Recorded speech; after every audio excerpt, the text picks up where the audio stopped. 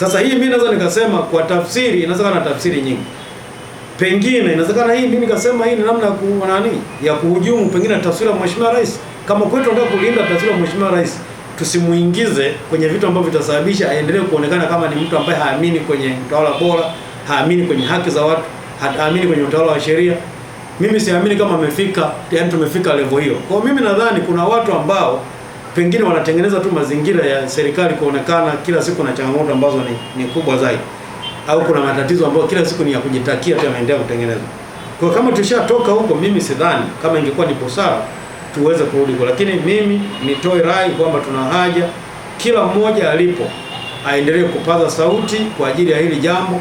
Hili jambo sio zuri, kwa sababu niseme waziri wa mambo ya ndani ndio waziri ambaye anasimamia vile vile taasisi zingine kama pengine taasisi za dini, usajili zipo chini yake.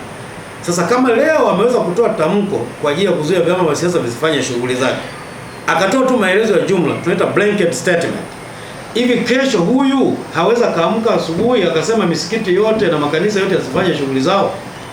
Ni nini ambacho kinamzuia? Tunasema kama unaweza kutembea kilomita 1, ni nini kinakuzuia kesho kutembea kilomita 1.5, kilomita 2, kilomita 20? Kuna jambo gani la kuzuia? Kwa hiyo jambo pekee ambalo linaweza kutuzuia ni kuhakikisha tuna vindicate, kusimamia misingi ya katiba, kwamba tusiruhusu mtu aende kinyume na sheria ajifanyia anavyotaka yeye. Tukiendelea hivi tukaamini kwamba sasa hivi amelenga vyama vya siasa, kesho na hakikishia atakuja kulenga taasisi zingine, ambayo inawezekana kesho ukajikuta hata uhuru wetu wa kukutana tukaabudu ukaja ukapotea.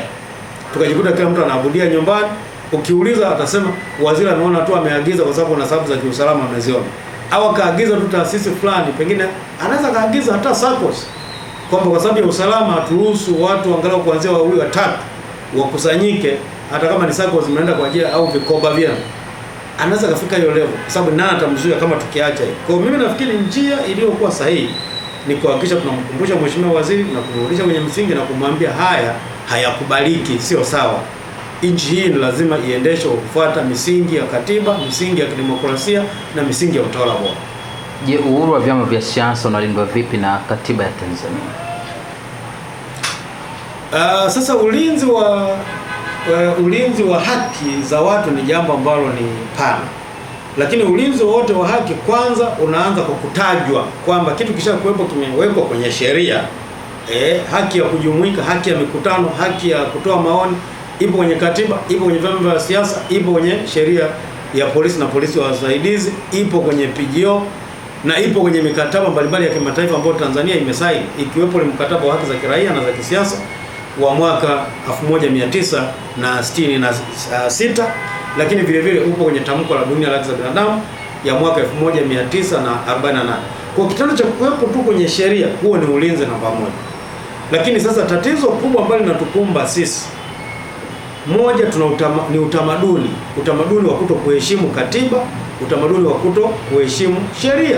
Tunaita the culture of impunity, kwamba hata nikifanya jambo fulani nitafanywa nini, au fulani akifanya nitakuwa siguswe. Yani hiyo ndio ugonjwa ambao unatusumbua sana. Sasa huo unasababishwa na nini? Kwamba tuna mifumo ya kisheria na ya kikatiba ambayo inatengeneza vyombo mbalimbali. Hivi vyombo havina udhibiti, havina mekanizmu ya kusababisha kila chombo, kila mtu kwenye nafasi yake awajibike. Yaani kwa mfano, waziri anapokuwa amepitiliza mamlaka, akatoa tamko ambalo limeleta madhara kwenye taifa, katiba yetu na sheria yetu imeweka mekanizmu gani kwamba tunamshughulikia? Pengine itakuwa poteza sifa za kuwa mbunge na sifa za kuwa waziri. Tungekuwa na hicho kipengele na utaratibu huo, maana yake automatically angejikuta waziri hawezi akapitiza mamlaka kwa sababu anajua ugali wake utapotea. Lakini cha pili, IGP, OCD au polisi mwingine ambaye anakuwa amepokea tamko haramu au maagizo haramu na kuyatekeleza, sheria inasema nitakuwa fanywa nini? Tutakuwa tu na utaratibu kwanza wa kumlinda asiweze kuingia, lakini pili akikiuka tumfanye nini? Kwa kama tungekuwa na mekanizmu hiyo yote, ingeweza kutusaidia tukapunguza sana au tukaondoa kabisa hizi changamoto za watu kufanya mambo ya ajabu.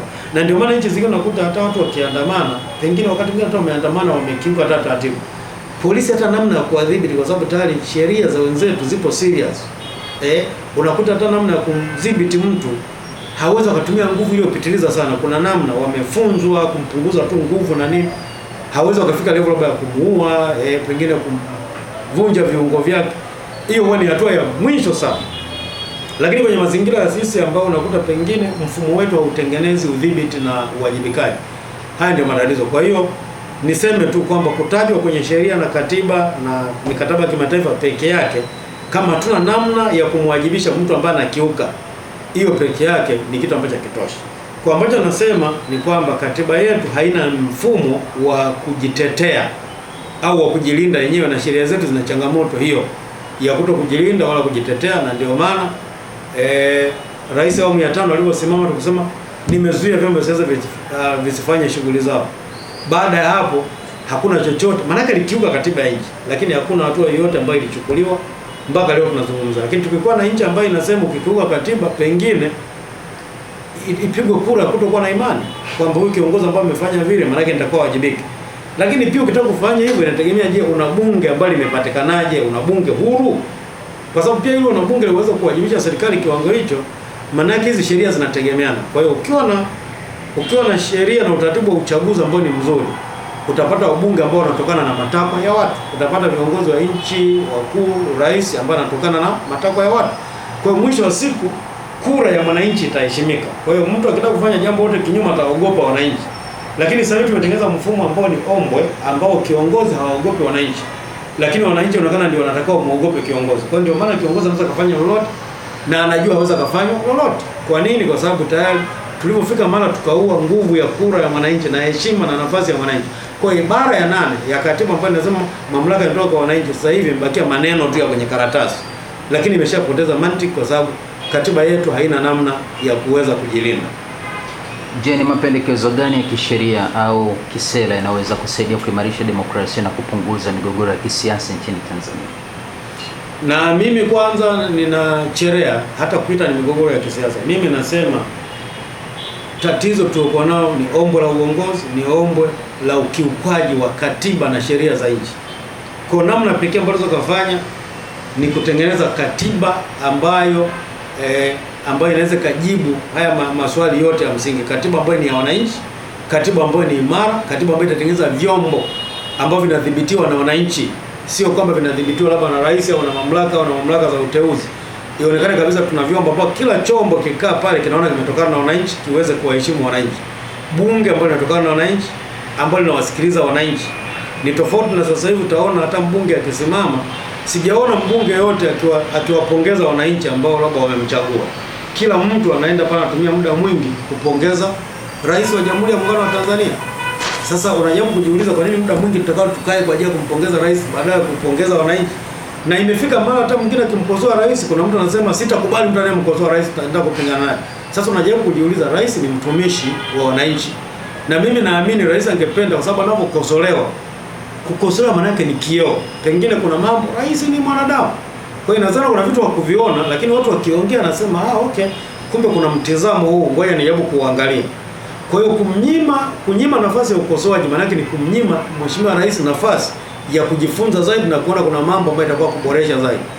Kwa hiyo mimi sioni kama ni jambo pale lina afya sana. Kwa hiyo lazima tutengeneze mfumo ambao wananchi watakuwa na sauti yao itaheshimika, kura wananchi itaheshimika, alafu kuwepo na udhibiti wa kutosha, na mtu atakaye kiuka sheria au katiba tuwe na mechanism au mfumo ambao utapelekea aweze kuwajibishwa kwa ajili ya hiyo. Tofauti na sasa hivi ambapo mfumo wa kulindana au impunity umekuwa ni mfumo wa wazi, kwamba kuna watu wanakuwa ni untouchables, kwamba anajua hata kifanya lolote hakuna wa kumfanya lolote. Sasa mkiwa na taifa la aina hiyo, ni taifa ambalo ni baya na ni taifa ambalo linatengeneza mwanya sasa baadaye, kwa sababu mkifika mahala kwamba mifumo iliyopo watu hawaamini kama itatoa utatuzi wa changamoto zao na matatizo yao.